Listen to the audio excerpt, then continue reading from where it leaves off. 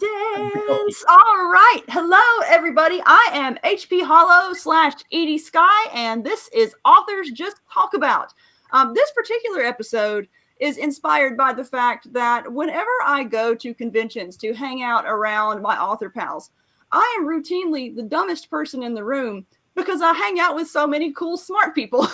And occasionally, I like to get all the smart people together to talk about topics I'm interested in. And I know a lot of people who are involved in various space sciences, or in some cases, who can research them so well that they fake them well enough that I actually thought some of them were in I want to say astroscience, but I don't know if that's the right word. Anyway, I thought they were in that area for several years.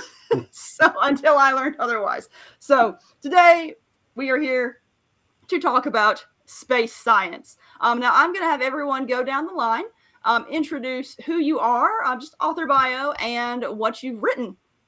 And then we'll get to the space science questions. So let's start with Patrick. Yeah. Hi. Yeah. Patrick Chiles. I am not a space scientist. Very much a space enthusiast, and I'm one of those that she talked about who like to do the research, need to do the research enough to, as they say, fake it till you make it. I typically write hard sci-fi, near future, more like techno thriller stuff. I like to call it, Tom Clancy in space. My most recent is not anything like that. Interstellar Medic: The Long Run. It is warp drive and space aliens and kind of a Men in Black vibe. It's a lot of fun. I have a lot of fun with a lot of sci-fi and UFO abduction tropes. My last hard sci-fi book before that was Escape Orbit, which came out last year. Very much hard sci-fi, a lot of research. It took me as long to research it as it did to write it. And that's my story. All right, Les. Yeah, hi, everybody. I'm Les Johnson. I'm a physicist. I write popular science and science fiction novels. I'm also, in my day job, I'm the chief technologist at NASA's Marshall Space Flight Center in Huntsville, Alabama, which I guess does make me a rocket scientist, technically. I feel kind of like I'm still trying to impersonate one as time goes on. But I've been at NASA for many years, had two projects flying, well, two that I was the lead on fly in space, and I've been a part of other projects. In my writing, my latest nonfiction book is called A Traveler's Guide to the Stars. It's out from Princeton Press. And it's by far now my best-selling book. I'm really thrilled to say it's been translated into 7 languages. And the Japanese edition is on its way to me as we speak. I got an email from my publisher today saying it would be, oh, he's got the book. Thank you. I didn't think to bring a copy.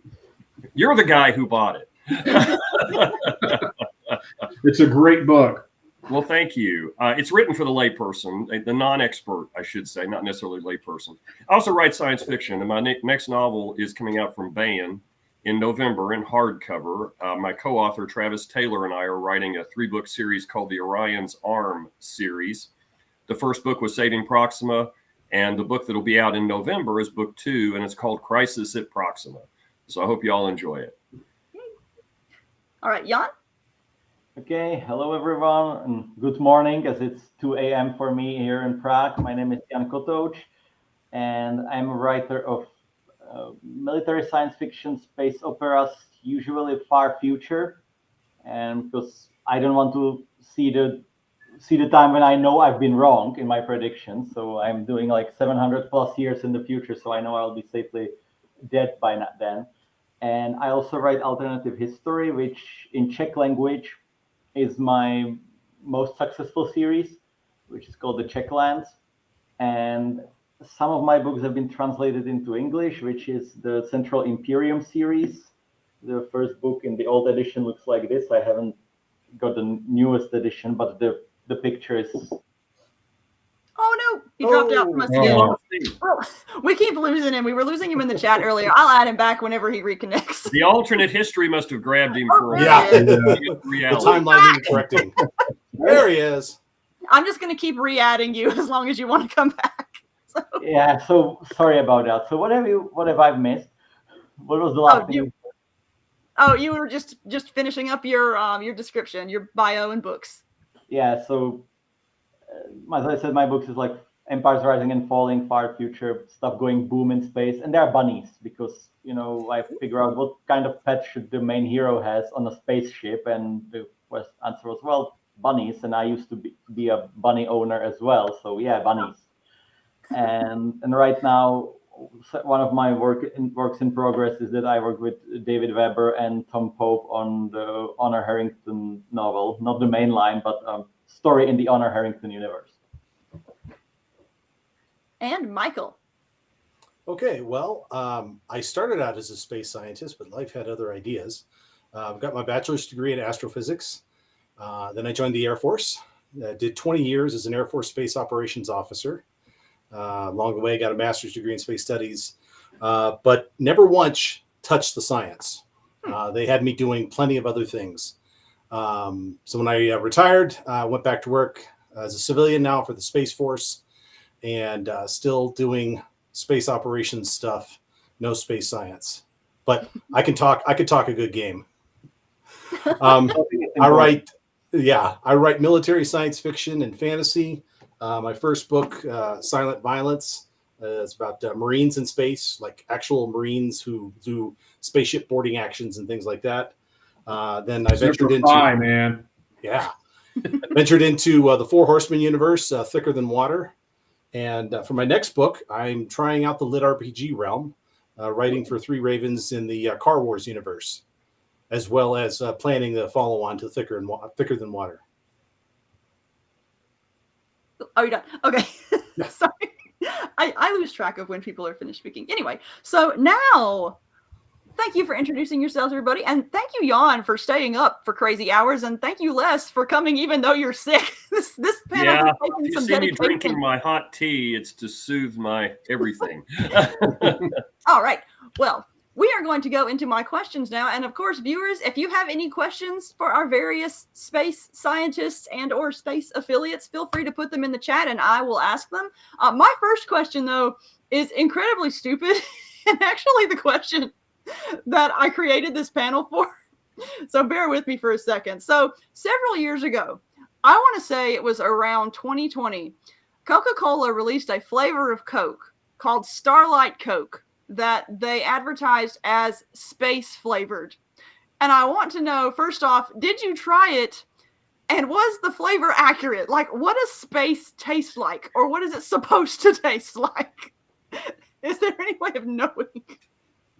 Supposedly it smells like a combination of gunpowder and burnt radiator fluid. So yeah, I suppose you could find out what space tastes like once.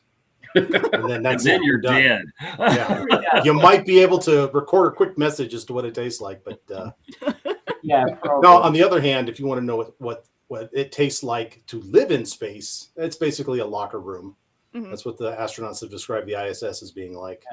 And I remember that the astronauts living on ISS reported that their taste buds get like different, so they don't have such a profound sense of taste, so they put lots of spices on their food to feel it. Yeah. Huh. What is it about the space environment that causes taste buds to become less sensitive? Well, it's not the taste buds. So when you're in microgravity, your fluids equalize throughout your body. Oh. And so your head basically gets all stuffed up. Mm-hmm. You have like the effects of having a cold without actually having a cold. So. Oh, makes sense. Yeah. Fascinating. Mm-hmm. But how about you, Les and Patrick? I was going to say exactly what Michael said, that the fluid imbalance, or excuse me, rebalance. Yeah, it's like having a head cold. As I said, I don't have a space science background. I do have a lot of connections and a lot of curiosity. Someone that graduated a few years after me from college, went on to become an astronaut, and reached out to him a few times for background research, run some things by him to get a sense of, okay, is this realistic? Is this how this would work? Things like that. So it was a fountain of information. Someone else I was in the Marines with went on to be an astronaut, and I haven't been in touch with him since, but I definitely got to know the personality type, and that's helped a lot with writing. But I think I'm getting off track from what space Coke might taste like. I can't say that I tried it, but you're talking to someone who's maybe had 2 Cokes or sodas in the last 25 years. My daughter was 3 years old when she was diagnosed with type 1 diabetes. Oh. And we had to start figuring out how many carbohydrates are in everything. And when I realized that a can of Coke or Pepsi has the equivalent of 20 sugar cubes in it. Yeah, it's crazy. That's when I decided I'm not drinking this stuff anymore. Yeah. So I gave it up. Oh, no. John left us again. We'll get him back. That doggone alternative timeline. There he is. You're back. You haven't missed anything. We were about to go on to my first question. I just wanted to add one thing, if I may. Oh, yeah, I just remember about what space tastes like. I remember in one of my books, I decided to have a space whiskey, that's created on the moon, on the lunar surface under a dome. And I asked important question: can you actually do that? Can you make whiskey in the dome? For whiskey, you need barley, yeast, and water. So the question is, under a dome, you can do it. Question is, why would you? And because it's why not? I can say, why not? It's expensive as hell, but people can have it, so. Well, an interesting side note to that is we spent a week doing the Bourbon Trail in Kentucky about a month and a half ago. So I've learned about all I care to learn about the whole distillation and fermentation process. Hey, I want to interject one more thing. I thought I remembered it, and I just confirmed it. I heard a lecture from many years ago when the Apollo astronauts came to the Marshall Space Flight Center, and they were talking about their time on the moon. I can't tell you what it tasted like, but they said that the lunar dust that got in the lunar module smelled like gunpowder, like spent gunpowder. So that, and I suspect if it smelled like that, it might have had a little bit of an aftertaste like you might get from something like that. Yeah. Probably so. All right. Some of you have already answered some of this question, but my second question was going to be, what's your background or specialty in space science, and how long have you been working in your field? We touched on backgrounds, but how long have you guys been working in your fields or researching them in Patrick's case? We'll start with Jan. Okay, so I missed that part in my introduction because the connection broke, but okay, I don't have background in science or anything. My degree is from communications and basically marketing, which I studied and learned that I would rather die than do it for a living. But I use it secondarily as promoting my books and so on. I had a very short career in logistics, and I actually use that a lot in my writing because every now and then I have a container ship in space, and in the Honorverse novel we are writing right now, we have designs of container ships and how big they are and what are the standard sizes of containers in the Honorverse. It's all wonderful stuff, and Tom Pope has spent several pages writing about that stuff alone. And so I think that all of these things influenced me. I also been teaching English in companies, English as a second language, and some of my characters are teachers, so that influenced me. But as for background in science, I know very little about science by myself, so I do lots of research, as Patrick said, and I also have a team of advisors, and I've trained them, and I learned how to communicate with advisors because they're really happy to talk to you because most experts in various fields, they are very lonely and no one appreciates them, and nothing opens so many doors as a sentence, "Hello, I'm a writer and I'm doing research." Everyone wants to talk to you. And the second thing is that you need to ask questions in a very specific way. That's what I learned. And you cannot ask too many open-ended questions because you may get lots of very accurate information that are useless to what you're writing. So usually what I do my own research as best as I can, then I write it as best as I can, then I show it to the experts and say, "Hey, this is what I've done. Is this accurate?" Right. And they say, "Yeah, change this, change that, this is okay." and that's actually the best approach. And sometimes I have to like modify what they tell me because the story needs something, and but I try not to do that very often. But since I'm writing far future stuff, most of the time I can make things up more easily than like near future stuff can. Michael, you went into some detail on your background, but did you have anything you wanted to add? No, the 22nd of June this year marks 30 years since I started down that path in the Air Force. I learned a lot of things related to space, from how radars operate and track objects in space to satellite ground systems and how they communicate up into the sky. So, I'm pretty glad that I took the career path that I did. It was primarily I joined the Air Force because my junior year in college, I'm researching what does an astrophysicist do. Turns out once you get your bachelor's degree, so you're stuck on a mountaintop somewhere in an observatory. You're taking observations from some doctor who's writing his own research paper while you're doing your graduate work to get your PhD, and you're hoping that you've done a good enough job that he mentions you in his paper. And I'm like, that's not the life I want. I want to actually be doing something. So that's why I joined the Air Force, but it's been a good ride. Mm-hmm. And Les, did you have anything you wanted to add for your background? Yeah, your question scared me because I had to do the math. I've been at NASA for 34 years. You can tell. That's why I'm follically challenged.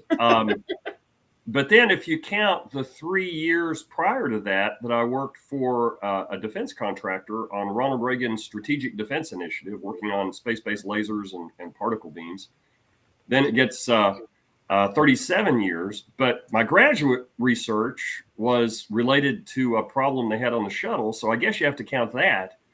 And once I add in all the science fiction I started reading when I was 12 to prepare myself for this field, I guess I've been either training or in the field for 50 years. Wow. But that includes the science fiction prep that I had starting when I was about 12 years old. But professionally, I would say 37 years. Cool. And Patrick, you're the researcher, but how long have you been researching space to this extent? Because your research is incredible. Like Jacob was literally, when he was working on one of his books a few years ago, he literally told me he wanted you to read over it to check the accuracy of the space science. And I think that's about the time we learned that, oh, you just research really well. You haven't worked in it. So how long have you been researching that intensely? Well, I was told there would be no math. Oh, no. Make up a number. I won't notice. Oh, honestly, most of you fooled her so far. Really, it's been an obsession since I was about 5 years old, and that was 1969, and we all know what happened in 1969.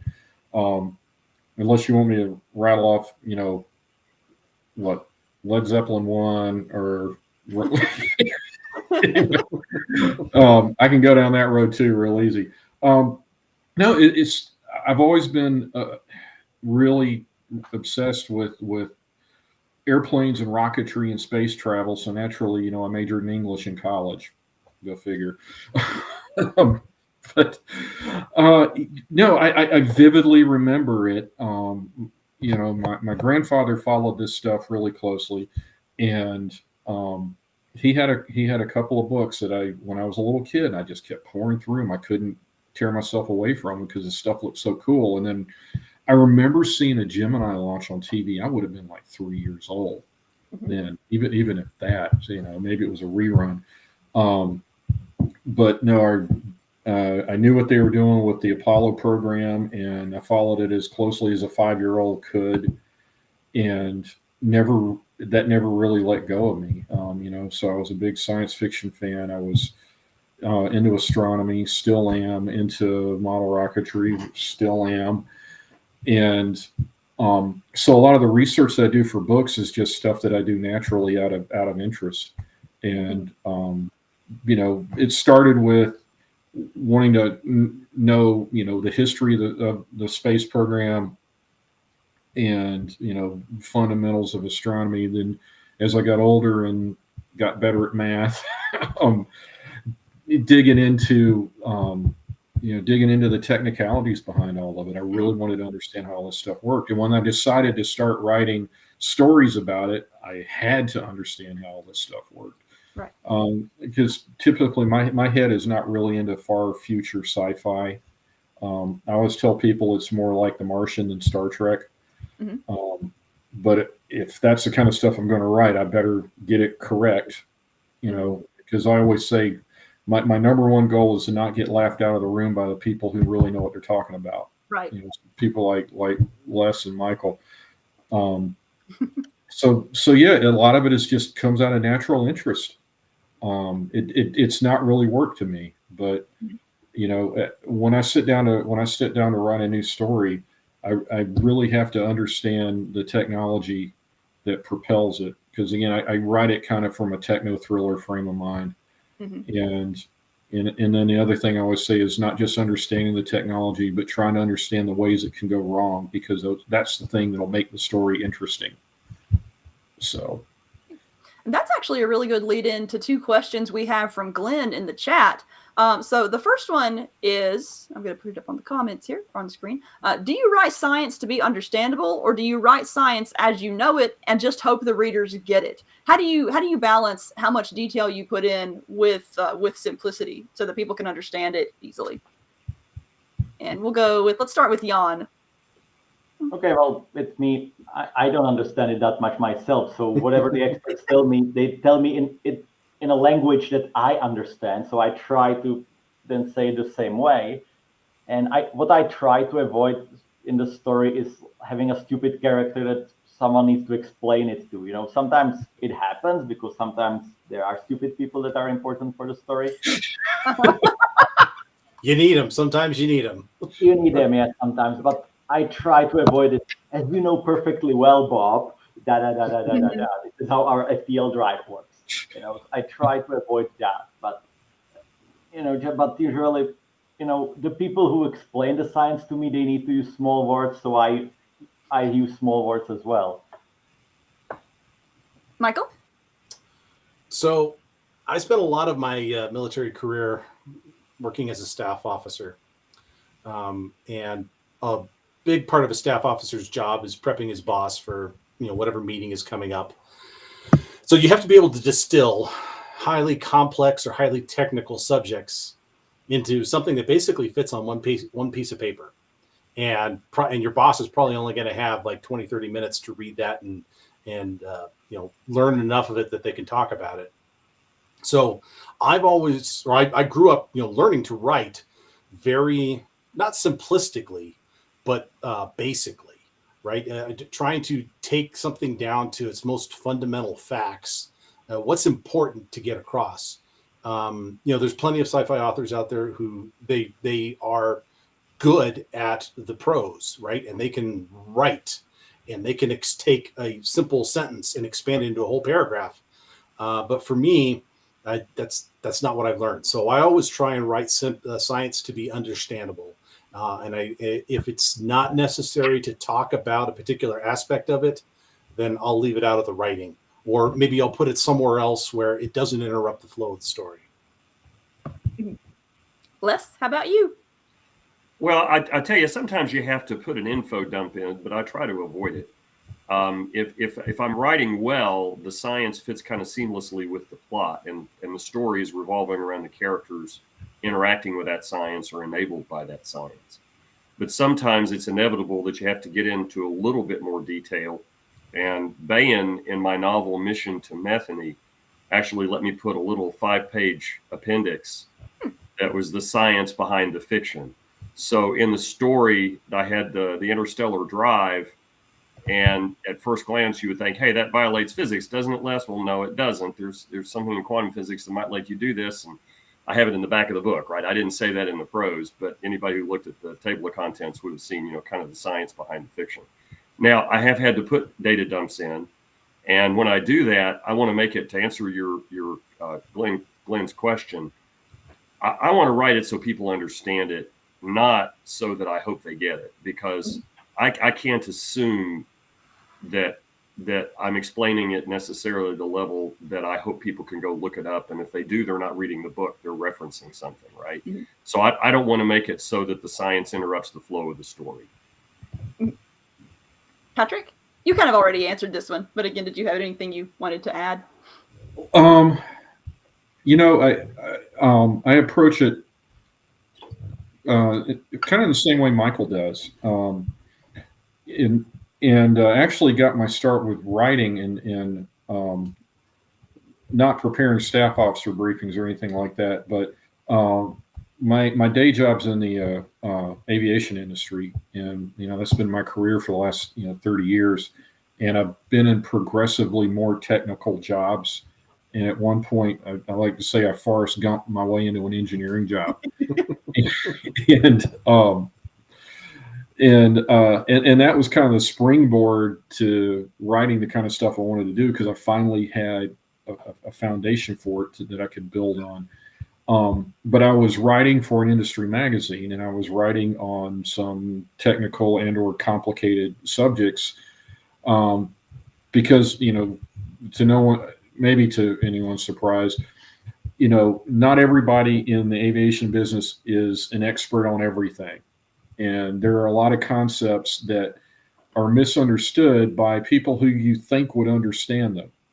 But it's just, there's a lot to know and a lot to keep up with. And so it was kind of the same thing Michael was doing. I was taking these different concepts that I was deeply involved in through my job, and getting the important parts and distilling it in, learning to communicate with people, knowing the audience, and getting the important points across that maybe they overlook. They take certain things for granted, and they just weren't so. And it was a real challenge to lead people from one frame of thinking about a certain topic into a different frame of thinking about it. Mm-hmm. Yeah, maybe long-winded, but. Glenn had another good question, which is, when are you able to take liberties with science? Do you cheat the science to make a plot happen? Do you ever tweak it, or do you try to be as accurate as possible? How do you approach that? Patrick? Well, there's that rule of thumb. You get one cheat, one hand wavium. And even at that, you better make it sound good. The Martian is a really good example.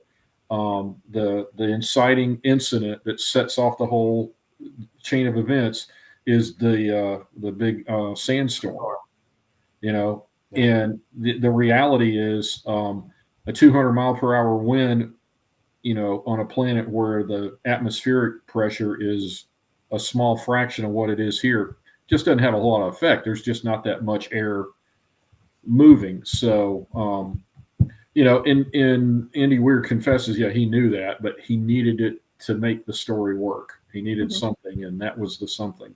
So let's do Michael. So far, I haven't had to cheat the science to make a plot work. We made several preconceived basics about science to underpin the whole book.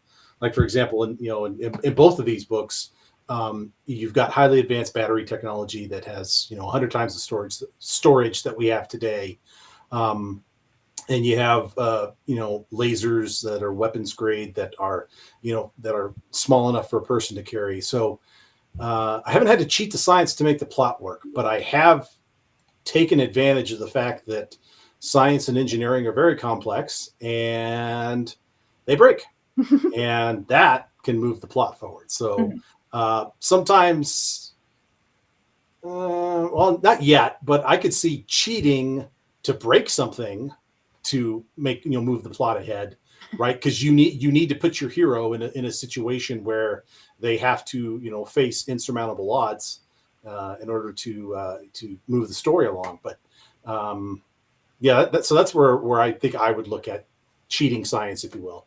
Mm-hmm. Jan, how about you? Well, it's a question of whether it counts as cheating or simply not explaining it. But in my far future space operas, I, for example, have these aliens that have like these FTL gates, like giant warp gates that propels us instantly from place to place, and they need neurological material for that, and for that they need to harvest brains from like 2 million people, and so you need 4 million for 2 gates.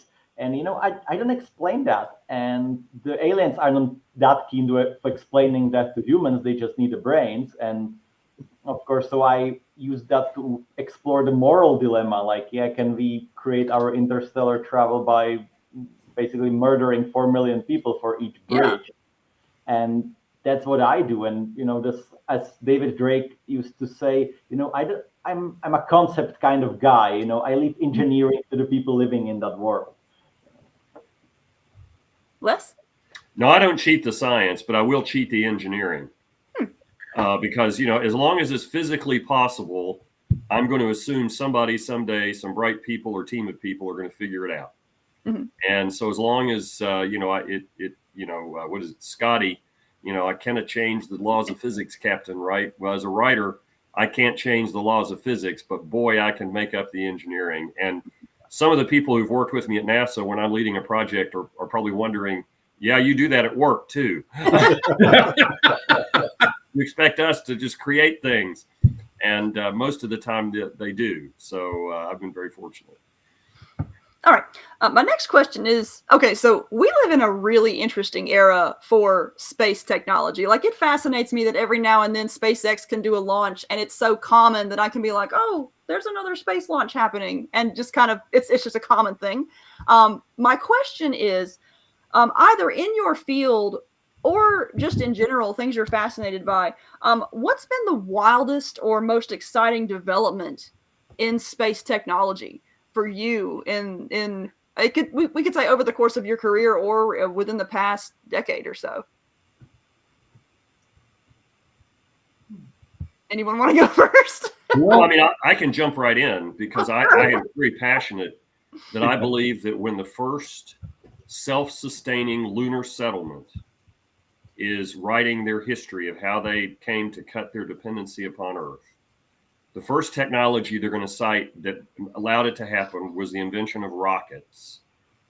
The second technology that allowed it to happen is additive manufacturing and 3D printing, because that's what's going to allow us to become independent wherever we are when we can make our own resources easily without having to bring spares. Right. So I would say that is one technology that has radically changed the rocket business. A lot of companies now are 3D printing their rocket engines. We've got a new kind of rocket engine we're developing that 20 years ago would have been impossible because the materials didn't exist and you had to build the parts to set fine specifications. You couldn't do it. We're doing it today. So I would say additive manufacturing. And the third thing, which really did revolutionize space, was the invention of the small satellites, which is what Elon Musk launches a lot of. And the invention that enabled that was not in space. It was right here. So miniaturized electronics and the electronics revolution has decreased the size and mass of spacecraft, which is what allows Starlink and all the neat science missions that we see happening today to launch in much smaller spacecraft. I would say those are the inventions. Mm-hmm. Yeah. For me, I'd say it's the reusability factor and how that's driving down the cost of getting mass into orbit. And, it's something that I've waited my whole life to see. And I've just been so excited to watch it happen, and I love that it's becoming routine because that's, speaking for myself, that's, the frame of mind that I write from is, what will it look like when this stuff becomes more routine? And, like I may not know the space business, but I know the aviation business pretty well. And so what I did, was kind of take that experience and extrapolate it into the world that I wanted to see. And I want to see more competition. I mean, SpaceX is doing fantastic. I'm disappointed that Blue Origin hasn't been keeping up. We'll see if they get New Glenn flying like they think they're going to here within the next few months. But yeah, I want to see more competition and more inventiveness, and I would really like to see NASA get back more into the R&D function and not the operational function. And Les, I don't know how you feel about it working for them, but I would really like to see them develop into more advanced propulsion and long duration life support. Those kind of enabling technologies, so private industry can take that and run with it. So remember, you're talking to the chief technologist at Marshall, and that's exactly what I'm trying to get us to do. Yeah. So you and I are on the same page. You got to come work with me. Yeah. Well, Michael Collins is the one that said the space program needed more English majors. So I'm right here, man. Yes. We have some right here. How about you, Jan? I agree with both of you, and especially like what Patrick said about how it's like happening more and it's more exciting again. And I think that's the thing, that it's like more interesting for the common Joe. Maybe that's me speaking as a marketing person, but people are interested, and there haven't been interested for a long time like this. Maybe it's the billionaire space race, or maybe just because also China is also more interested in space as well. It's all together, and and the reusability, as Patrick said, because I think when space shuttle started, there was this idea that actually, at least Dick Slayton says so in his book, that the idea was that there would be new shuttle flight like once every 2 weeks. Of course, it didn't happen like that because the reusability was not all that good. You still needed some parts that were just for one-off, and two, there was no need to send a shuttle to space every 2 weeks. There was no real reason to do that in the late 70s and 80s and 90s. So, and I think this is exciting. And of course, thing that I would love, maybe because I would prefer to be there, is like artificial gravity using some centrifuge. We know it's like possible at some point. So let's just do it, because I like walking. I would like to go to space, but I like walking. Mm-hmm. Michael? Well, yeah, Les and Patrick stole the best ones. So I had to dig deep and think, and it's not so much a specific technology, I guess, that I would say. Certainly something that really impressed me was when National Space Policy Directive 3 was signed, which was about commercial space activities. And very specifically, it talked about what's called space traffic management, which basically tried to is putting space operations, space flight on the same page as air traffic control, which in turn means that it is becoming commonplace. And then, it goes back to what you said initially, right? Oh, look, it's Friday. It must be another SpaceX launch, right? Or there's plenty of people now who have gotten tired of posting pictures of the launches, right? It's like it's the same thing over and over again. And that's kind of in direct contravention, right, to the earliest days of the space race, right? No Buck Rogers, no bucks. Nowadays, the bucks are there, and they're going after them, and it's to the point where the federal government, one of the slowest agencies in the world, has had to acknowledge that they need a new way to manage spaceflight, and they need to establish a traffic management operation that says this is how we're going to control all these flights going up and down from the Earth to the orbit and back and forth. And it's so in my mind, that's an evolutionary leap that we needed to take. It had to become commonplace in our heads that space travel was going to be commonplace. That's a really good point. Because it is becoming more and more of an issue down in Florida, because that's already pretty constricted airspace, and there's a lot of travel back and forth, and weather alone can throw things into chaos. But then when you've got all of the eastern Florida airways that are shut down because of a space launch and recovery, and those windows can last for a couple hours. I know they're trying to tighten them up and have fewer time constraints, but yeah, it just it throws everything into a mess. Everything going down to Florida from one side of the country goes down the east. Everything coming from west of the Mississippi goes down the west side. Everything leaving Florida goes up the center. And so, yeah, it doesn't take a lot to really mess that up. And, if this is going to become as routine as Musk and the others want to make it, we've got to find a better way to integrate that. And even before NSPD3 was signed, the number of companies, the number of states that were putting money and effort into building a quote spaceport in their state was increasing by the week. Now, a lot of that, they've come to realize, we don't have a good flight path, or there's too many houses along where we would want to fly. But I mean, who would have thought back in the 60s and the 70s that we would have a launch facility at Boca Chica, right? I don't think anybody would have told you that. I think they were just surprised that we were able to get one out on the west coast of Vandenberg. So you're right, Patrick. We definitely need more spaceports to accommodate the regularity of flight.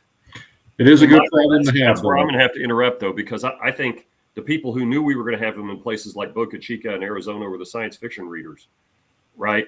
Because I was assuming that this day was going to come by the year 2000. I was talking about the normies. Oh, okay. All right. The people who make policy. Yeah. All right. Because I for one, I'm like most of y'all. I just assumed we'd be where we are today 40 years ago. Mm-hmm. Yeah. That leads me to another question. How much did science fiction influence your interest in this field as opposed to just the basic science of it? Patrick, we'll start with you first. Was there a particular work of science fiction? You know what? Not really. I was more into the nonfiction. I was actually, one of the things that got me to start writing was I couldn't find enough science fiction that was the kind of science fiction that I wanted to read. Mm-hmm. Ben Bova did a lot, but it was that kind of gritty near future stuff I was having trouble finding.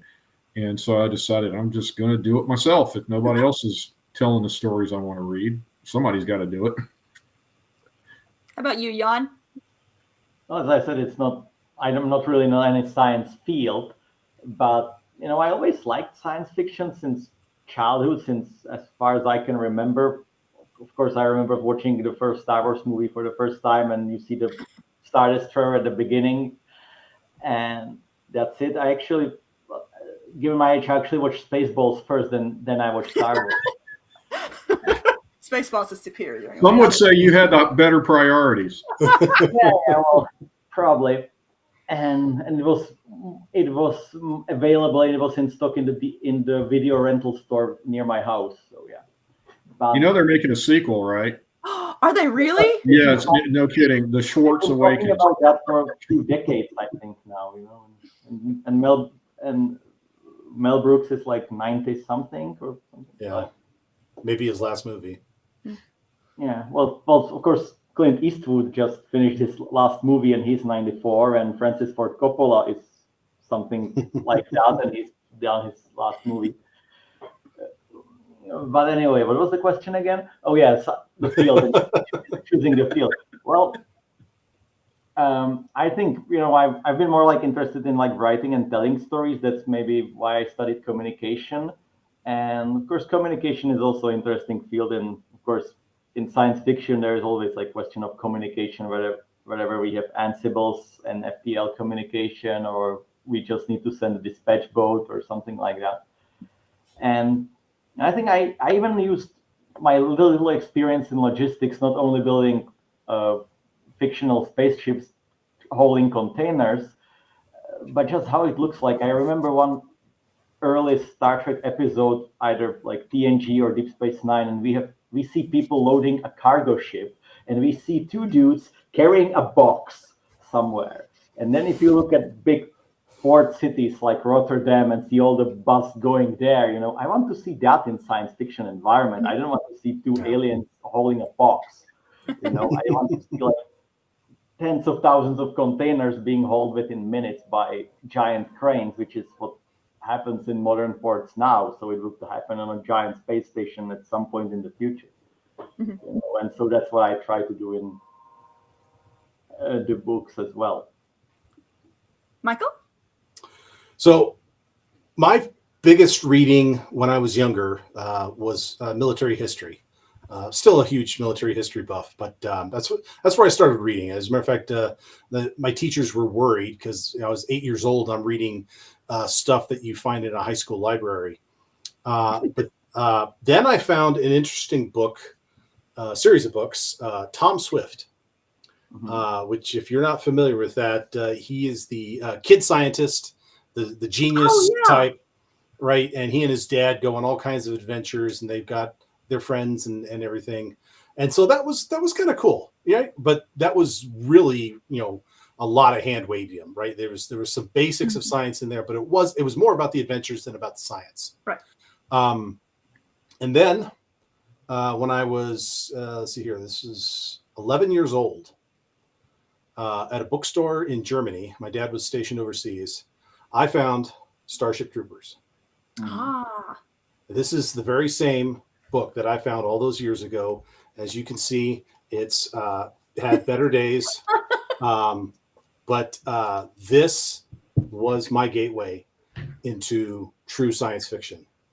And I'd never heard of any of these others, right? I haven't been over in Europe and not exposed to all the American stuff, only that small amount that they could get on base. Mm-hmm. So once I figured out that Robert Heinlein was, in fact, a master of science fiction, I went about trying to find everything that I could. And if I couldn't find it, pestering my parents to take me someplace where I could find it.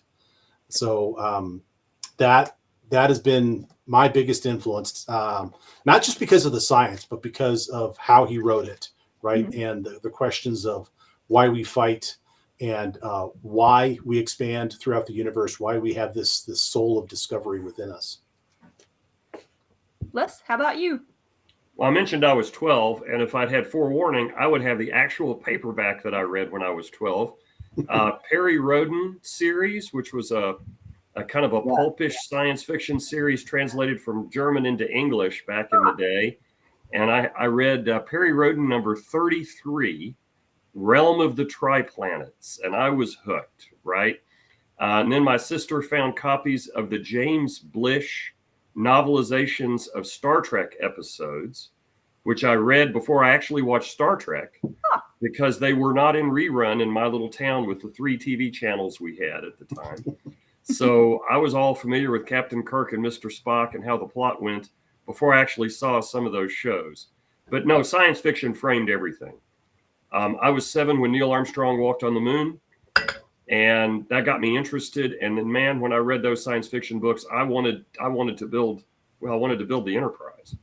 So, or if you're a Perry Rhodan fan, the Drusus, I think, was the name of the ship back in the day, DRUSUS. I'll have to look it up and see. But no, I was hooked, and I read everything I could get from that point forward. So I got to jump back in here because Michael inspired me with his. I mentioned when I was 4 or 5 years old at my grandparents' house in Spartanburg, and pouring through my grandpa's books. There was one in particular that I could never let go of when I was there. And just a few months ago, my mother-in-law found a copy at a yard sale. And, this is it. We came in peace. I was obsessed with this book when I was 5 years old. Huh. And she had no idea. She just picked it up and thought, oh, Pat might like this, for collector's item. And, they came to visit us one weekend and asked me if I wanted it. And I about cried. Yeah. Seriously. I mean, talk about going into the Wayback Machine. This really did it. But yeah, this is the book that started it all for me. All right, getting close to the top of the hour, so I'm going to close us out with another fun question. But again, viewers, if you have any questions too, feel free to put them in the chat. We've got a few minutes left. Now, books, movies, entertainment in general, they frequently get space physics wrong. what's the most infuriating mistake you've ever seen? And on the flip side, which titles, especially movies, depict space physics most accurately to you? Les, do you want to start us off? Wow. Okay. I feel like this could almost be a panel in itself. It could be a panel in itself. I'll tell you what I had learned a long time ago when I go see a quote science fiction movie at the theater or on TV or wherever it is. I have to turn part of my brain off and not be too critical when I can. If it's egregious, I can't help it. And so most science fiction movies, almost all of them, get something wrong, right? And I'm sure they get more wrong than I catch. But I can put up with it if it's a good plot and a good story. And I can also put up with it if it's just being played, like Star Wars. Star Wars makes no pretense about being science fiction. It's space opera, right? And that's a different subgenre, so I don't care. I hear the ship go by in space. That doesn't bother me, right?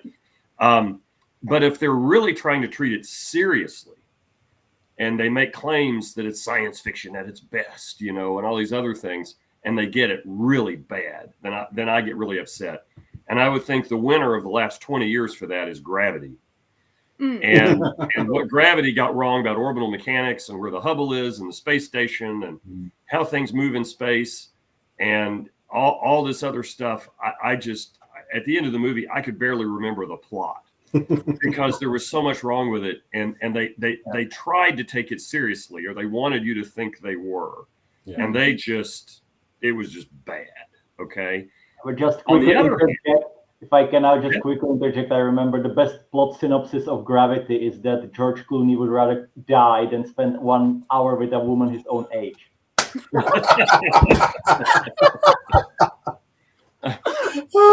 Sorry, please continue. Sorry. Yeah. Well, I won't comment on George Clooney's proclivities. Now, a movie, though, that people were surprised that I really liked, and even though it was kind of ridiculous, was Passengers, about the interstellar voyage, because it was a wonderful love story. And at first, unrequited love, and then what do you do for love and forgiveness, and this whole notion of a future in uncertain times. So I was just able to put all of the science they got wrong on the side because it was such a wonderful human story. Okay. So I'm a little bit more flexible, I think, than people would expect. How about you, Michael? Oh, God. So I will give the default answer. There's no yanking and banking in space. Star Wars and all those others looking at you. Right. The guys who get it right, The Expanse, Babylon 5, if you're familiar with that show. I love Babylon 5. And Space Above and Beyond.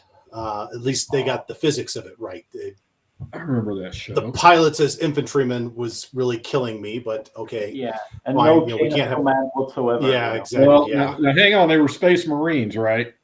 Yeah, and there you go. A Harrier pilot is not going to land his aircraft on the battlefield, get out and with a M4 and start firing away. Oh, okay, well, I'll give you that. Yeah. I had forgotten about that show. I really enjoyed that, but that was a good show, right? Yeah, that was one you just turn your brain off and enjoy the show. I tell you what I really like, even though they played fast and loose with the rules because they probably didn't understand them very well at the time, is a lot of the old 50s sci-fi shows. Oh yeah. Forbidden Planet, the classic, right? That's one of my absolute favorites to watch. Just the possibilities of storytelling with that left behind civilization. And the whole, everything that they did with space travel was predicated on what they knew, which is basically ocean travel with a little bit of air travel mixed in. But I thought that was really, really an interesting take. And as we're learning, it's actually probably a little bit more applicable to how we're going to go to Mars and some of the outer planets. Although for those of you in the audience who are still bitter that the Navy did not take over the Space Force, I will let you know that they could not wait to divest themselves of their space assets quick enough to the Space Force because it wasn't a capital ship. So anyway, that's my rant on that. But Yeah, so those 50 sci-fi movies were another source of inspiration for me in terms of writing science fiction, trying to get back some of that first time discovery, that explorers into the unknown, those brave men and women who, they knew there's dangers out there, but in the name of exploration and of science, they went out there. Mm-hmm. Jan, how about you? Well, Michael already mentioned, I think the good one, really good space science is in The Expanse. I really like Expanse. It's very well done. As for the bad stuff, as Les said, I try to turn my brain off and just be entertained. And I also love lots of animes, Japanese anime, and you have to turn your brain super well. Yeah. Oh yeah. You have to turn the physics brain off. Do that, so just for the hair alone. Yeah. But something that I've seen recently, and it's totally ridiculous, and I know it doesn't pretend to be serious science fiction, was Rebel Moon. It was just so stupid on every conceivable level, and especially in the one thing that is really ridiculous is the farming community, which is like robots and like automatic doors in their cottages, but they don't have harvesters or combines or whatever you call it. Just they use it by hand, and there are some neo-Luddites people who want to be connected with nature, but they apparently don't mind robots and automatic door. They just want to collect their barley or whatever that was. And another thing was that there's this bad guy, evil space battleship, and they go to the engine room, and it's a huge pile of coal. And they're dudes with shovels, and they shove the coal into the reactor or something like that. And that's totally ridiculous. Wow. Suspending disbelief is well and good, but not that much. Yeah, I love things that require me to suspend disbelief, and I don't think I actually finished Rebel Moon. I think I watched maybe 10 minutes and got bored. I heard it was pretty awful. Yeah. I don't remember finishing it. I remember starting it, but I turned it off. Yeah. I haven't watched it, and I'm going to make a note to never watch it. Patrick, how about you? Have you already gone for this question? I haven't, and I'm amazed that for bad science that nobody has mentioned Armageddon yet. Oh yeah. Oh, because you know what? So Come on, Bruce Willis. I know, but not even Bruce Willis. I get it. Michael Bay. It's all noise and explosions and everything looks like an MTV, music video. But yeah, I watched it, and I was just, my jaw dropped. I was just like, this is so bad on so many levels, and not even a pretense of trying to get any of the science right, other than, yes, it would be really bad for a big asteroid to hit Earth.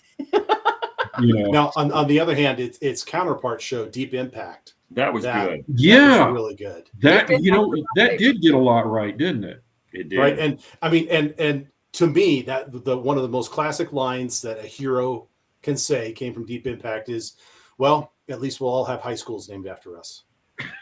Oh, that's a great line. Yeah. You know what? And that is the kind of thing, back to personality types. That's the kind of thing that one of those guys would say, isn't it? That kind of that gallows humor that comes from the military and having a job that's really freaking dangerous. Mm-hmm. Well, we've got two good questions in the comments, and then I will close us out. Glenn is back and asks, are any of you tempted to write in genres outside science fiction? I already am. Like I said, I'm writing Car Wars, which is, that's not quite post-apocalyptic, but it's kind of a apocalyptic. And I've written fantasy short stories. I'm working on other fantasy stuff as well. So yeah, multi-genre. Mm-hmm.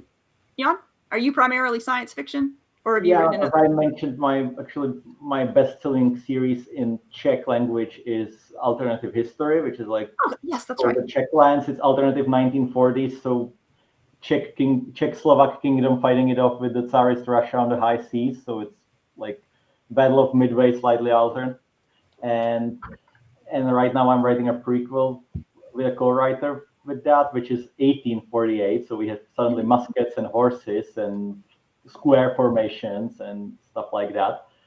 So that's my military history passion. And I also know that at one point I want to write like a espionage thriller or espionage thriller series, which I have done like whenever I have time, which will not be for the next several years, but well, I plan to keep doing this. So, How about you, Les? Have you written outside science fiction? Well, of course, I write my popular science books. Traveler's Guide to the Stars that Patrick put up is my most recent. Wrote a book about that new wonder material called graphene that was published a few years ago, and there might be a second edition of that coming out soon. And I'm working on another nonfiction book for Princeton Press, which I'm real excited about. It's how space can help solve energy and environment problems here on Earth. And that'll be out sometime about this time in 2025 from Princeton Press. And Patrick. Right now, I just turned in the second Interstellar Medic book last week, and I'm developing a sequel to Escape Orbit. After that, I do have more of a traditional thriller that's kind of rolling around in the mental hopper right now, has been for a long time. And this would actually play more into the real world things that I actually have direct experience in. And it would be more of a thriller, and that's about all I can say because I have not developed the story enough.